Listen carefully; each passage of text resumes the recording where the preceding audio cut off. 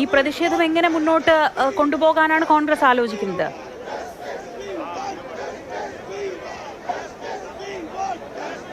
ഉള്ളിൽ സംസാരിക്കാൻ അനുമതി നൽകാത്തതിൽ പ്രതിഷേധിച്ചുകൊണ്ട് തന്നെ കോൺഗ്രസിന്റെ എംപിമാർ വലിയ രീതിയിലുള്ള ഒരു പ്രക്ഷോഭത്തിന് തന്നെയാണ് പ്രധാനമന്ത്രിയുടെ വസതിക്ക് മുൻപിൽ തുടക്കമിട്ടിട്ടുള്ളത്. നമ്മൾ ഇപ്പോൾ കണ്ടുകൊണ്ടിരിക്കുന്ന ദൃശ്യങ്ങൾ പ്രധാനമന്ത്രിയുടെ വസതിക്ക് തൊട്ടു മുൻപിലാണ്, സുരക്ഷാ ഗേറ്റിന് തൊട്ടു മുൻപിലാണ് എംപിമാർ, രാഹുൽ ഗാന്ധി അടക്കമുള്ള എംപിമാർ, പ്രതിപക്ഷ നേതാവ് രാഹുൽ ഗാന്ധി അടക്കമുള്ളവർ ഇവിടെ പ്രതിഷേധിക്കുന്നു. ഈ സമരത്തിലേക്കാണ് മുഖ്യമന്ത്രി വി ഡി സതീശനും മന്ത്രി പി സി വിഷ്ണുനാഥും ഉൾപ്പെടെയുള്ളവർ എത്തിയിട്ടുള്ളത്. കേരളത്തിൽ നിന്നുള്ള എംപിമാര് വി കെ ശ്രീകണ്ഠൻ ഉൾപ്പെടെയുള്ളവർ ഇവിടെ ഇപ്പോൾ ഈ ഒരു പ്രതിഷേധത്തിൽ പങ്കെടുക്കുന്നുണ്ട്. കൊടിക്കുന്നിൽ സുരേഷ് അടക്കമുള്ളവരെ ഇതിനോടകം തന്നെ പോലീസ് കസ്റ്റഡിയിലെടുത്ത് നീക്കുകയും ചെയ്തിട്ടുണ്ട്.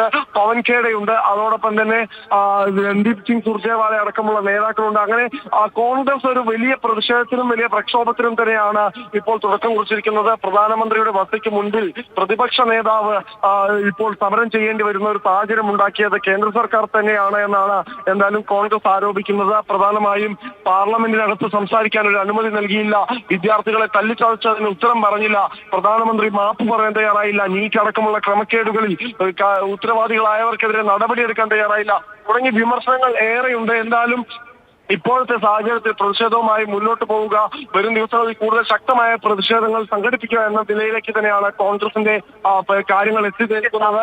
പക്ഷേ ഇപ്പോഴത്തെ സാഹചര്യത്തിൽ ഈ ഒരു പാർലമെന്റിനകത്ത് ഇത്തരം ഒരു പ്രതിഷേധം ആരംഭിക്കാനുണ്ടായ സാഹചര്യം പോലും ഈ നീറ്റ് പരീക്ഷയുമായി ബന്ധപ്പെട്ട് കൃത്യമായ